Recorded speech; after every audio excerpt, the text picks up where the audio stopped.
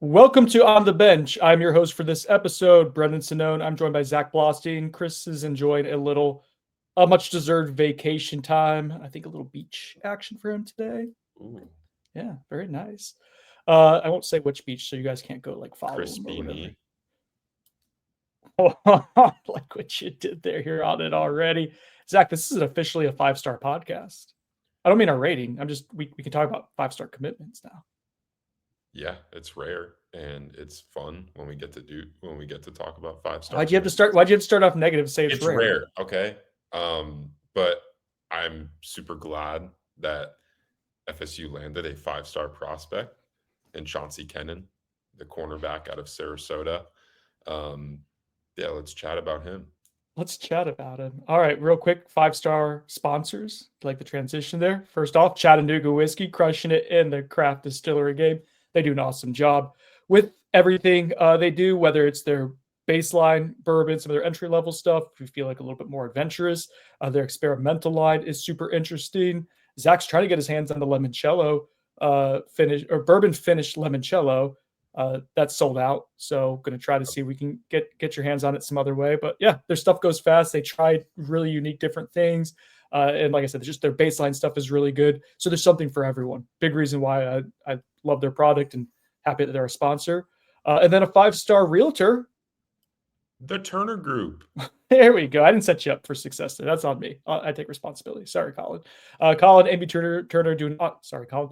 Colin, Amy Turner doing an awesome job in the home selling, home buying, just everything that you're looking for in the realty market in Central Florida, throughout the state of Florida. They can help you literally get where you need to go.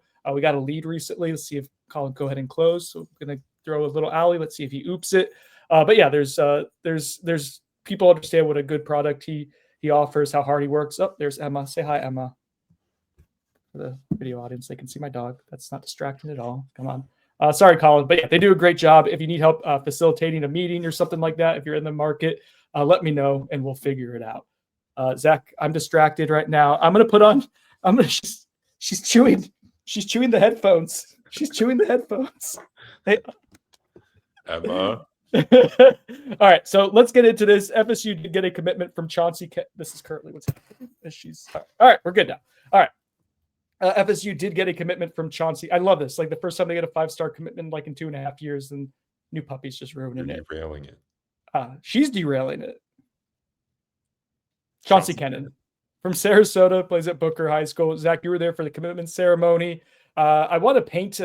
First, let's get into the significance of the commitment. Then we get into the ceremony. But that's a 5-star commitment for 24/7 sports rankings. He has a 98 grade. Super unique prospect. I'm going to put on his highlights there as you talk a little bit about the recruitment. But let's get into it. Yeah, so big time win for Florida State. I mean, this is a guy that's ranked as the top corner prospect in the state of Florida. He beat out Florida, Miami, Georgia. He had Novi scheduled to LSU that he did not make. So some big time schools involved in this recruitment, and Florida State is able to win out. And they won out on his official visit to FSU from June 13th through the 15th. He committed to the coaching staff that weekend. I think you saw some tweets go out at the time. I think Tony White put one out as kind of a bat signal, indicating some good news was on the way. It was not imminent, obviously, because Chauncey Kennan was going to wait till his July 6th decision date to announce it. But his silent commitment holds true, and yeah, it's a big win for Florida State. And I think the immediate question a lot of people ask, just because of recent trauma that we've all endured with FSU recruiting, is, well, is he going to stick, right? And a good sign. A good sign. Yeah, I don't know if you saw. He's got a commitment. Yeah, a couple good signs here. He has a tattoo, a Florida State tattoo already, that apparently he's been hiding for the last couple weeks. So I don't know when he got that, but that's a good sign. And then I talked with Chauncey after his commitment ceremony, and he made it clear that he's shut down and he doesn't want to flip flop. And I mean, he's just there's a lot of history between him and Florida State. They were one of the first they were the first, big time school out of all the finalists that were involved with him to offer him. And Mike Norvell, I've compared his recruitment to Charles Lester's recruitment a couple cycles ago. Same area, same position, and same level of involvement by Mike Norvell, which is interesting because we don't see him. We Mike Norvell messages and is in contact with a lot of prospects, but he really takes leads with only a few players, and Chauncey Kennan was definitely one in the 2026 cycle, like Lester was, and I believe that was the 2024 cycle. So, yeah, I mean, like I've been saying, big time get. This is a guy that does it both ways on the football field. Really explosive offensive player, and some impressive defensive statistics from this last year. I think he had like 15 pass breakups and an interception. So yeah, he's definitely involved, and a guy that is expected to be an early enrollee and at FSU this upcoming January. Do you know how many yards per reception he averaged? Like 30. Yeah, it was 30 and change, I think. Yeah, it's Yeah. crazy. He wasn't offense full time, but he had like 300 plus receiving yards. So they got him the ball. And when they did, good things usually happen. Yeah. Really good athlete. I had a 96 grade on him, a little bit lower than what 24/7 had, but still really high end. Like I think I had a 94 on Charles Lester. So I do view him a little highly more highly rated than Charles Lester. I think he's a little bit more fluid of an athlete, especially on the defensive side of the ball. You see some of the zone coverage ability. Like here, he's going to get a PBU and just gets up for it. But just really good job in like kind of reading where the quarterback's eyes are going to be. His awareness, kind of his spatial movements and stuff like that's really good. Willing to be physical. I like him. Very complete player. Athletic testing's pretty good. Length is really good. Borderline elite. So like, there's a lot there to like. And yeah, a guy who I think fits really well in Tony White's zone defense scheme as well. This is the first guy, Zach. Sorry, now Emma's chewing the chair. I'm gonna have to kick her out of the room real quick. But this is the first 5-star commitment for Mike Norvell and co. Like a guy who's actually been committed since KJ Bolden, or has actually been 5 stars when committing since KJ Bolden. It was Hakeem Williams before that. I think that's it. So kind of rare company. He was not 5 stars when he had committed, though. Oh, okay. That's what I was getting at. Like someone who you're getting who's an elite prospect at that time later on in the recruiting cycle. So a big deal there. Let me get the dog out of the room real quick because she's now being called the dog. She's frustrating me.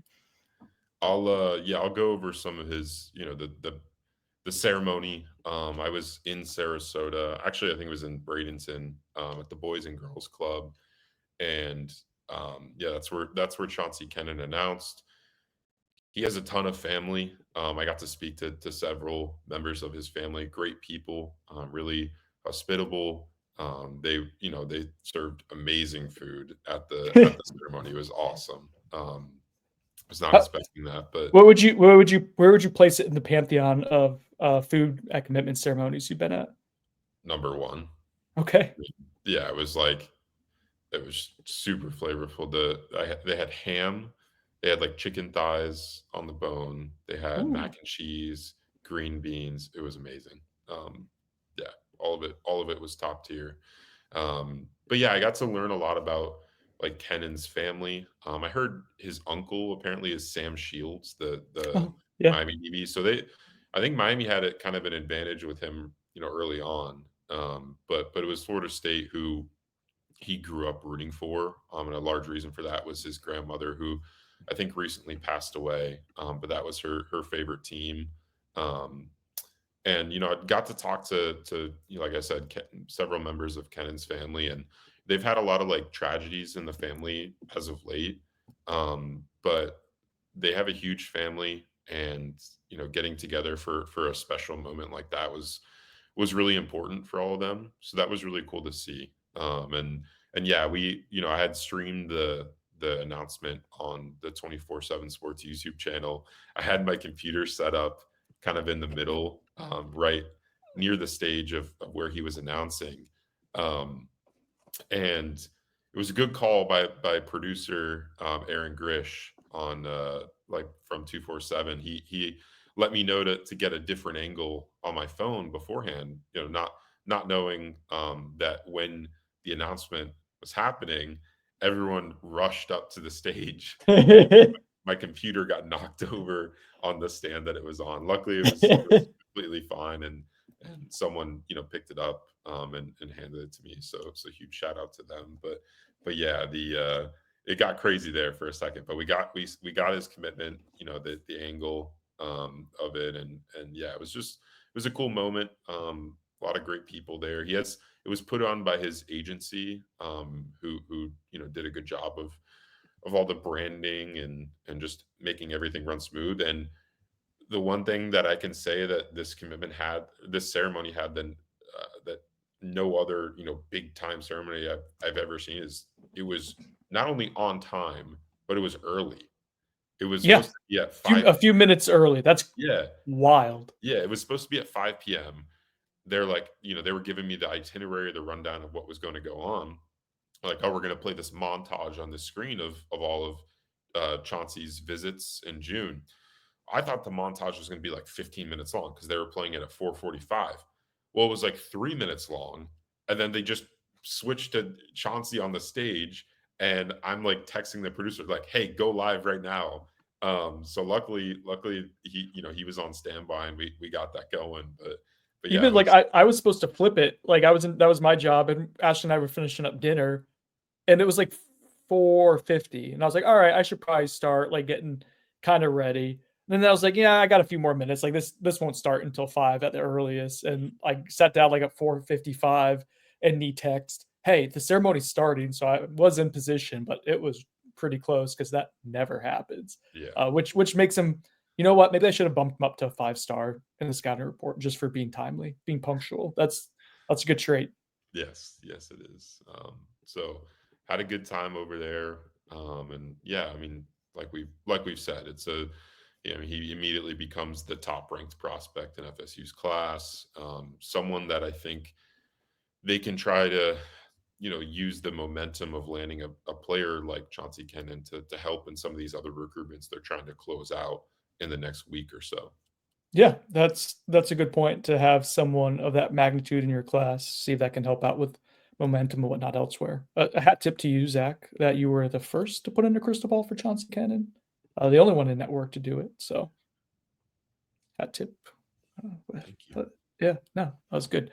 Good job with the recruiting process, covering it and seeing it through to the end. At least this portion of it. Obviously, a 5-star DB, you're going to have to battle probably into the end, but a lot of good signs there that you feel pretty comfortable with. And next point to me, Zach, is like, yeah, it's like a three series recruitment when you're talking about a guy that magnitude. Now you have to put the on field product together, right? And that's to sustain it, to still be good, and then you have to close in December. So there's still 2 other parts to this still, but that's the first part. And I think you can look at the whole entire class and say, okay, you like where Florida State's at. I think they're 11th when we checked yesterday. I can't remember where they're at now. Yeah, they Uh, are. okay, so it's a borderline top 10 class right now. Just the magnet, the volume of commitments that they have, 22, I think. Yeah, that's a big class. It's pushing to be one of the biggest classes Mike Norvell's ever taken prep ranks, which I think is interesting, something that we can talk about. But generally, as we look at this class as it's kind of taking shape, top 15 is probably the range where it's going to finish in, unless there's some really big twists and turns. But even then, like if you get like a couple more 5-stars, you're still talking about probably like top 10 at the best. And that's best case scenario. So that's kind of where you're at. We can look at it a few different ways, right? We could look at that and say it's remarkable given what they've done this cycle, given what last season was. Mike Norvell made a bunch of coaching changes to try to inject energy into the program from a recruiting standpoint. I think you could reasonably say that that's helped out to an extent. You could also say top 15 class probably isn't where Florida State should be. The goal is to contend for national titles every year. It should be closer to the top 10. So there's 2 thought process there. I'm curious to get where you're at with that, Zach. 'Cause I don't want to be a show that sunshine pumps. I also don't want to be hypercritical at times when there's reason for celebration. I think this is one of those where you can honestly, reasonably look at both sides and be like, okay, this is a good wrinkle in time, right? But it's also, can still be better too. Yeah, like I think I've talked about this when people say like, why do the results matter right now? And it's funny to see, and I'm sure there are plenty in the media too that just that are were tuned out of FSU recruiting, but as soon as they go on a run, everyone gets back in the swing of things because it's fun when Florida State's rolling on the recruiting trail. Um, but yeah, I mean, they're they need to recruit at a top 10 level at Florida State. That needs to be the goal, right? But I think you can believe that and understand that that's the standard while also giving them credit for what they've achieved on the trail, considering the circumstances of last season and just the landscape of college football right now. I think that there are positive things to glean from what they've accomplished on the trail this summer. Specific position wise, like I've never really been worried about DB recruiting. That's always been a strength under Norvell, I thought. Receiver recruiting, I think, has been impressive. The D tackle recruiting has there's been some nice wins there. So like you can look and parse through the class individually and find some really nice wins in there that you beat out some big time programs for prospects that you needed to land and while also understanding that like hey this can't be the ceiling, right? Like this while we can say they're on a nice run, you like you said before, like if you at Florida State and you want to win championships, you're not doing that by landing classes outside of the top 10 consistently. You need to crack that top 10, which is something we haven't seen them do. But obviously Norvell understands that considering, the vast changes he made to his coaching staff this offseason. So yeah, the goal has to be to get there. One would think that you need the on-field results to follow to then capitalize on that. And but I do think there are positive results in their recruiting, like to glean from their recruiting efficiency and process now with this new look staff that hopefully if they do win on the field, you're able to translate that into what the standard should be, which is landing a class within the top 10. I do think dirty little secret of our industry, specifically like the recruiting based subscription model industry. And this is like same with NFL draft coverage, NBA draft, whatever something is that's looking at the futures. There's always, to an extent, you're selling hope, right? And that's what coaches are doing. Is you're always selling what it could look like in the future, and that's we kind of piggyback off of that too. I think from a business standpoint, is like what it could look like if it works out well. And you have to sprinkle that in with what's been and try to paint an idea of trends. Given that's difficult to do, given how much your recruiting changes year over year now, it's not. It used to be kind of cookie cutter and the same every single year, and you can kind of set your watch to it. That's not really the case anymore. The last 5 years or so, it's changed every single year. Point being, though, is like in all transparency, I think it's actually exciting to see what the staff has done, given what they've had to sell.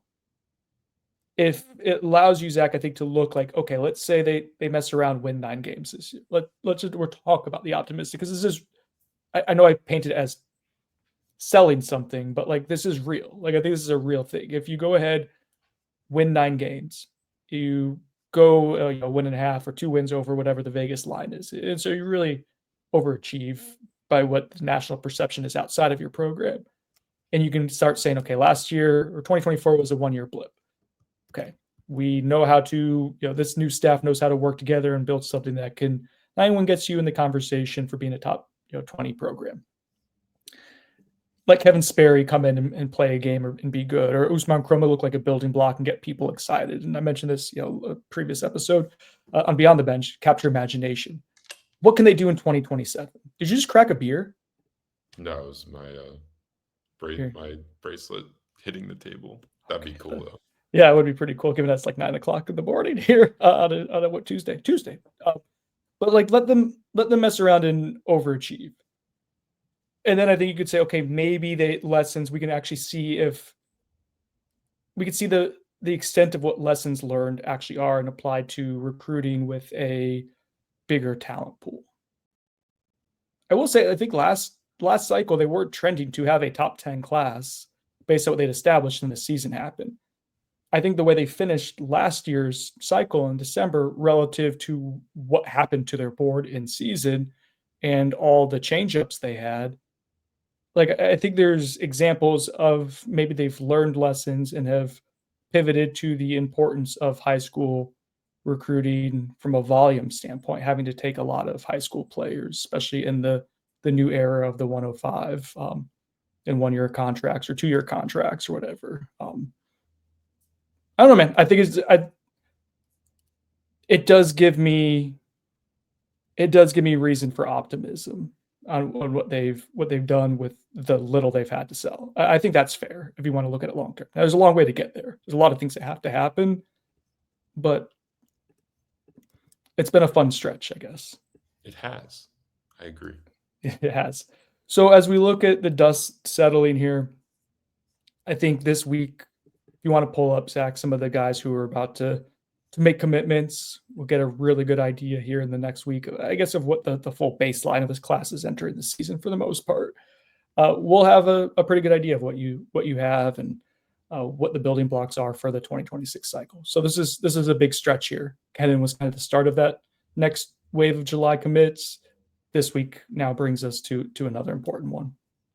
Yeah. So on Friday of this week, Landon Myrie, the tight end out of Ohio, makes his decision. I don't get the sense that it's going to be Florida State at this time. I think them landing Xavier Tiller, the 4-star tight end they got in June over Auburn, Alabama, I think complicated that one a little bit. I haven't been told one way or another that he's going elsewhere, but yeah, I'm not as I put in a crystal ball there soon after his OV, and I'm not as confident in that crystal ball, but we'll see. Samari Matthews, the defensive back out of South Carolina, is also making a decision that day. I think he's probably going to go to Texas or South Carolina. I don't think FSU will be the landing spot for him. And then Saturday is the big day for possible commitments. Tight end Hezzy Kent, who's a jumbo tight end, over 300 pounds, and a guy that FSU is battling UF for. Doesn't sound like FSU has gotten word either way on where he's going to end up, but I do know that they're still in contact with him. But UF has a lot of confidence in where they stand. Rodney Colton, the linebacker out of Georgia, he decides on Saturday as well. It's kind of an FSU versus Ole Miss battle. Colorado's also in the mix. He's probably the prospect that's deciding that day that I feel best about with Florida State, but that's still very much up in the air. I've heard, trying to figure out, his NIL stuff, and I think that's an ongoing discussion. And the other linebacker that's deciding on Saturday, DQ Forkpa, out of IMG Academy, originally from the state of Georgia. That's another FSU UF battle. UF has a lot of confidence. FSU still trying and communicating with him as of Monday. As of Monday, they were still in contact and having deep conversations. But I don't know of their standing, and I wouldn't predict him to end up at FSU. And then finally, edge rusher Cottrell Webb. He's deciding at some point over the weekend, either Saturday or Sunday, is what he told Chris Nee yesterday. FSU, Indiana, Purdue are the finalists. That feels like one of, if FSU wants him, they'll probably get him. And he's kind of I wrote about this today, but he's kind of like the lone option for Florida State at their jack linebacker position remaining. That's like uncommitted exiting the summer after they missed on Chris Addison, who went to Michigan State. Sad. I like Chris Addison. Yeah. I think his NIL number got up there, and it's just not something they were going to pursue. Seems reasonable. That's fair.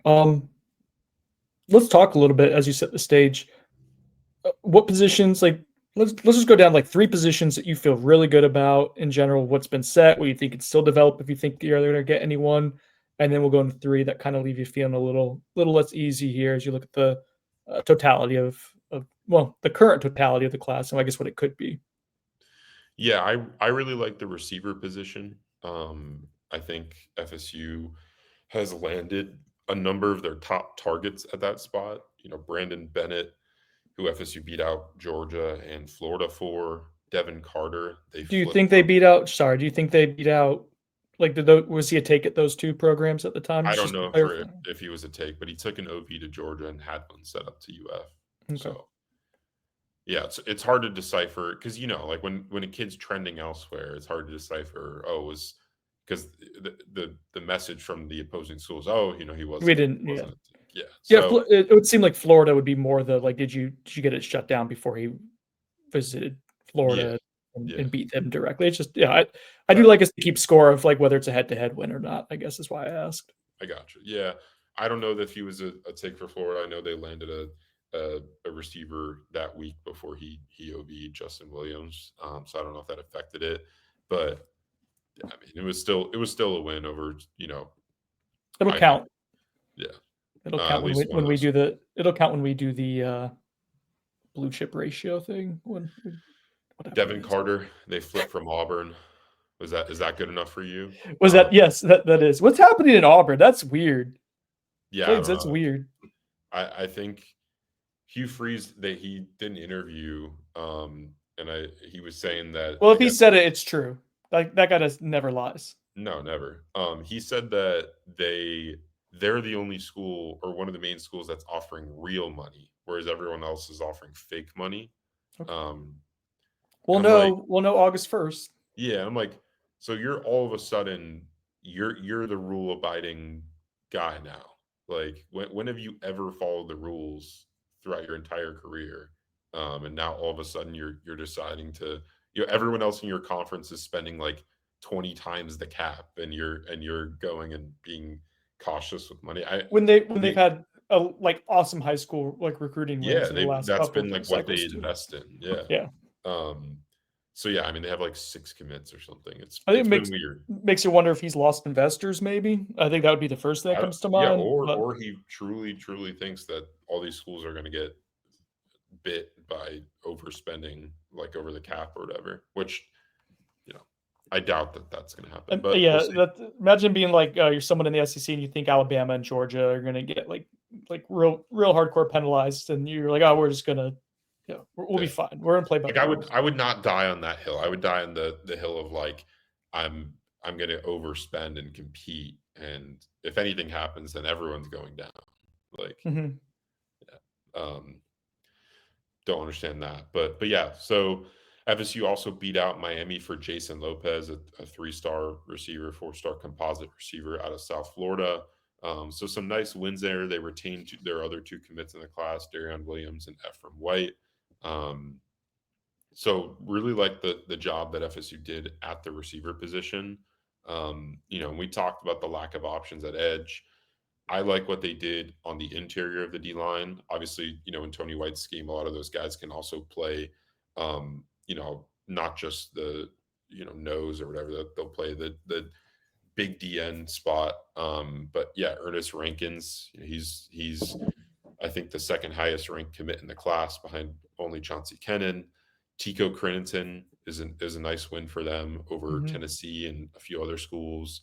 And then you got some, a developmental type like Whitley Cadu and, more of a high floor player in James Carrington. So yeah, like the job they did on the interior of the D line, but like we said, the edge slash jack linebacker position needs some work. And then last position I'll cover, one that I feel good about the class they've assembled is DB, and that's no surprise. Like I've consistently talked about, FSU always recruits the DB position pretty well, but landing a 5-star prospect like Chauncey Kennan really rounds out that class well. A lot of versatility, I think that's a big thing there. A lot of guys that can play multiple spots and guys that fit well in specific positions within Tony White's defensive scheme. I think Jay Timmons is a really nice get, the 4-star DB, son of Lawrence Timmons, who they flipped from Indiana. Sean Johnson is a 3-star DB who they feel like is a high level player that can play multiple spots. Daryl Bell III, I really like. He's a guy that's going to probably fit into that rover safety spot for Tony White. And then Tadarius Hughes is more of a traditional like free safety, long rangy player, also out of South Florida, who they've retained to this point. So like those three position groups the most, as as the ones they've assembled here in the midway point of July. So the other side of that, I think they are the only, at least when I looked this up yesterday, the only school currently in their range, so between 7 and I think it was 12 or 13, or maybe I think it was 7 and 14, that did not have either a blue chip offensive tackle or a blue chip defensive end. Those are two premium positions. They've landed premium position, like high end players at premium positions at wide receiver, at defensive back, at defensive tackle, quarterback. Yeah, Jane O'Neal is a 4-star in the composite, but the other two, no one currently there. So let's talk about, you mentioned Cottrell Webb and the need for him at defensive end. Is Cottrell Webb a composite 4-star? I don't think he is. I want to say he's a 3-star, but yeah, I think so too. I'll look it up real quick. And then at offensive tackle, you do have a chance for one, we think, coming up in the next week or so, maybe 2 weeks. It hasn't been an exact timeline. Yeah, Cottrell Webb's at 88 composite, yeah, 87 at 20. I don't know if Wilson Zier, who I think you're mentioning. Yeah, that's who I was alluding to. Yeah, he's a blue chip on the composite, but he's a 3-star for 24/7 Sports. Mm-hmm. Yeah, that would be a big time win if they're able to land him. 6'6", 280 pounds, originally from Germany, but plays his high school football in the state of Georgia. And yeah, his older brother played for Gus Malzahn at Auburn, and that's the connection that's helping out Florida State here. I think Alabama's a real threat as well. Like, they very much want him. Auburn, obviously he grew up kind of rooting for Auburn because his brother was there. That staff has been in on him for a long time. So yeah, I mean, it's a battle. I don't know that I would predict him to end up at Florida State, but landing him or another offensive tackle target like Deron Parks, who has a decision date set for later in July, like that feels necessary to land one of those two, because you really only have one offensive tackle committed in Mike Ionata, and I don't really view him as like a surefire tackle prospect that at least as of right now. So yeah, I mean, landing Wilson Zier would be a huge deal, and I think you gotta put in all your like the resources there have to be legit, because we've talked about how they need to recruit the offensive tackle position and land guys like with those body types more than they have in the past. And obviously the development piece is important too, but having a chance, like giving yourself a chance to develop high level offensive tackle players out of the high school ranks is what they've lacked in recent years. We've seen them land a few, but a lot of the guys are like guys that we all know should probably be playing guard, who they move to tackle because they have some kind of a chance at that position. Like, no, like you need to land some legit tackle prospects, and Wilson's year definitely fits that billing. And his decision timeline, he didn't give he hasn't set a specific date, but our understanding from checking with sources is that it could happen at any time, and it's expected to happen sometime this month. Okay. All right. So that sets up what looks like to be the end of July. And I think we've painted a picture of what is, what could be, ceiling, floor, all that stuff right now. Give it a grade, Zach. People love grades. Let's just, F through A. How you feeling about this class and its upside? I'll do a B. That's what I was going to do too. B for Brendan. Yeah, I mean, not Brennan.